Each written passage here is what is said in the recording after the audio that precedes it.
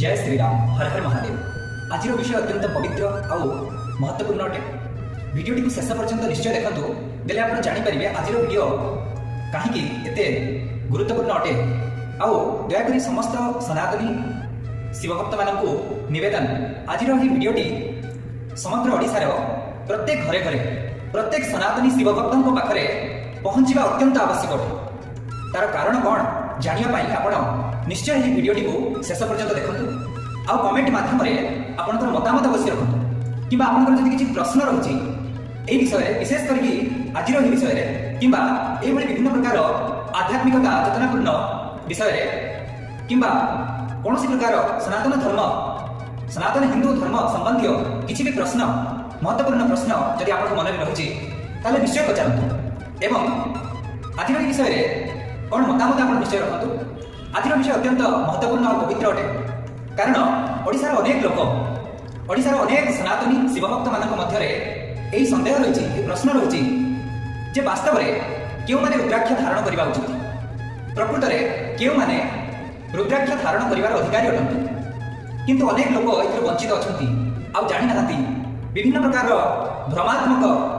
चिंताधारा रही, विशेष करके आम ओडिया सनातनी मानक मध्य अनेक लोक साधारण लोक मैंने यह विचार करती जे केवल ब्राह्मण माने ही रुद्राक्ष धारण करें। अनेक ब्राह्मण माने यही विचार रखती केवल साधु सन्यासी संत महात्मा सन्यासी माने ही रुद्राक्ष धारण करें। तो अनेक भ्रमात्मक विचारधारा रही रुद्राक्ष धारण को नहीं। तेणु आज विशेष अध्याय रे आम जानिबा रुद्राक्ष धारण आवश्यकता कौन होची,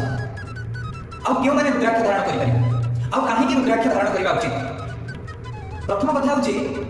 समस्त प्रत्येक सनातनी शिवभक्त माने प्रत्येक सनातनी हिंदू माने निश्चय भाव में रुद्राक्ष धारण करने उचित। कारण रुद्राक्ष धारण करवा यह ही आम परिचय अटे, यह ही सनातन धर्म परिचय अटे। प्रत्येक सनातनी माने प्रत्येक हिंदू माने रुद्राक्ष धारण अवश्य करवा उचित। मस्तक तिलक आउ गलारे रुद्राक्ष माला अवश्य धारण करवा उचित। जे माने निजको सनातनी कहती, जे माने निजको हिंदू बोली परिचय दियंती, यह प्रत्येक सनातनी मानकर अधिकार अटे, प्रत्येक हिंदू मानकर अधिकार अटे। समस्त हिंदू माने समस्त सनातनी माने जे माने सनातन धर्म प्रति समर्पित अटंती, प्रत्येक सनातनी मानकर अधिकार अटे रुद्राक्ष धारण करबा। समस्ते विधि पूर्वक नीति नियम पूर्वक रुद्राक्ष धारण करबा उचित। तार अर्थ नुहे जे आपण नीति नियम न मानि रुद्राक्ष धारण करेंगे, किंतु नीति नियम पूर्वक विधि पूर्वक समस्त सनातनी माने निजको जो माने सनातनी कहउछंती हिंदू कहउछंती समस्त रुद्राक्ष धारण करबा उचित। काहे अनेक लोक मन रे यह विचारधारा रही कि केवल ब्राह्मण माने ही रुद्राक्ष धारण करते। आउ सबठारु हास्यास्पद कथा और दुखर विषय अत्यंत गुरुत्वपूर्ण विषय, अनेक ब्राह्मण मान मध्य यह विचार करती यह भावती जे केवल साधु संत महात्मा सन्यासी माने ही रुद्राक्ष धारण करेंगे, परंतु वास्तविकता होची प्रत्येक सनातनी माने रुद्राक्ष धारण करबा उचित। तार कारण होची आमे आगामी एक अध्याय रे विशेष भाव में आलोचना करबा। आज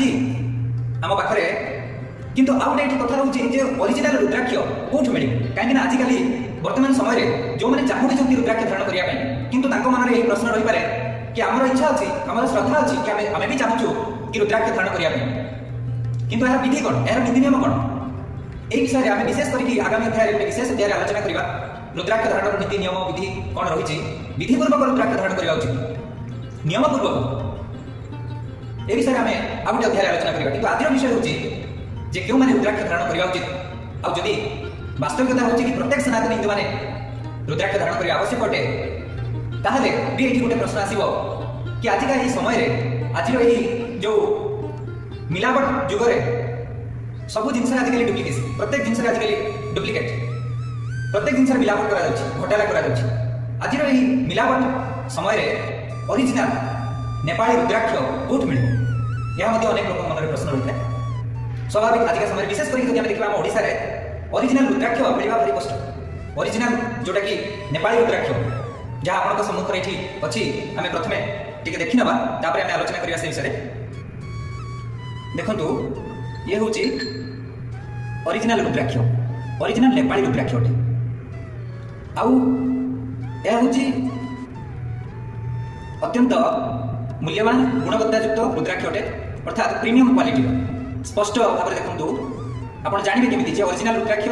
आउ डुप्लिकेट रुद्राक्ष आजिकल अवश्य पांचमुखी रुद्राक्ष प्रायतः ओरिजिनल ही मिले डुप्लिकेट मिले ना प्रायतः पांचमुखी रुद्राक्ष यहाँ हूँ पांचमुखी रुद्राक्ष अटे तेणु पांचमुखी रुद्राक्ष प्रायतः डुप्लिकेट मिले ना ओरिजिनल ही मिले स्पष्ट भाव में देखी किंतु आजिकल पांचमुखी रुद्राक्ष भी विभिन्न प्रकार डुप्लिकेट आसूँ मार्केट में विशेष करके आम ओडिशा रे ओरिजिनल नेपाली रुद्राक्ष ओरिजिनल मिलवा भारी कष्ट तेणु जानवे केमी ओरिजिनल रुद्राक्ष कौन कौटा आ डुप्लिकेट रुद्राक्ष कौन केमी जानवे प्रथम हूँ आपण उपयुक्त स्थान नेबे सेटा हूँ प्रथम कथा आपण उपयुक्त स्थान नेबे जो कि आपंकर आस्था विश्वास भरोसा रही भरोसायुक्त व्यक्ति विशेष पाखु नेबे या कौन रुद्राक्ष किणवा कि बिकवा कौन व्यवसाय नुहे यह हूँ आध्यात्मिकतार प्रचार प्रसार समस्त को आध्यात्मिकता चेतनापूर्ण कर गोटे मध्यम तेणु से रुद्राक्ष किणवा समय यह सब ध्यान रखिए कि केवल उपयुक्त व्यक्ति विशेष पाखु ही रुद्राक्ष ग्रहण करेंगे कहीं साधारण वस्तु पदार्थ नुहे कि आप जेकोसी व्यवसायी पाखु आनिले चलो कहीं रुद्राक्ष को लेकिन केवे व्यवसाय कराए तेणु जी आपको नहीं व्यवसाय करुवे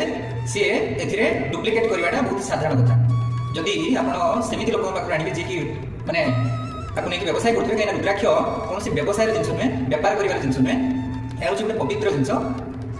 यह स्वयं भगवान शिवंकर स्वरूप अटे तेणु से केवे आप व्यवसाय करुवा व्यक्ति विशेष पाखु ग्रहण करेंगे ना जो कि श्रद्धा भरोसा विश्वास थी से प्रथम नियम अन्यथा आप जानवा भारी कष्ट हो द्वितीय हूँ आप देखूँ सब बड़ कथा हूँ पांचमुखी रुद्राक्ष प्रायतः ओरिजिनल ही मिल जाए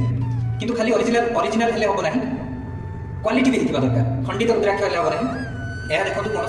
खंडित ही ना पूरा स्पष्ट भाव में यार दाना पूरा स्पष्ट अच्छे देखो भल भाव में पूरा क्लीयर अच्छी स्पष्ट अच्छी धार पांचटा धार पूरा स्पष्ट थी दरकार क्लीयर थी दरकार खंडित ही ना दरकार और नेचुराल कलर आजिकल कौन कर रुद्राक्ष कलर दे दौरान तेणु कलर दे दौरान एवं खंडित रुद्राक्ष दे दौरान ओरिजिनल हो पाए किंतु खंडित होना दरकार यह देखो ओरिजिनल ता सहित सब बड़ कथा हूँ नेचुराल कलर यहाँ कौन कलर दि जाए कि मार्केट में जनरली देखिए आप रुद्राक्ष जो मिलूँ से कलर दि जाए विभिन्न प्रकार विशेष करके हलदिया रंग विशेष करके कलर दि जाए तेणु से खराब किसी नुहे डुप्लिकेट नुहे कि निम्न मानर अटे रुद्राक्ष सब गुणवत्तार सहित उच्च कोटीर उन्नत मानर रुद्राक्ष धारण करवा उचित उन्नत मानर माने स्पष्ट भाव में देखो प्रीमियम क्वालिटी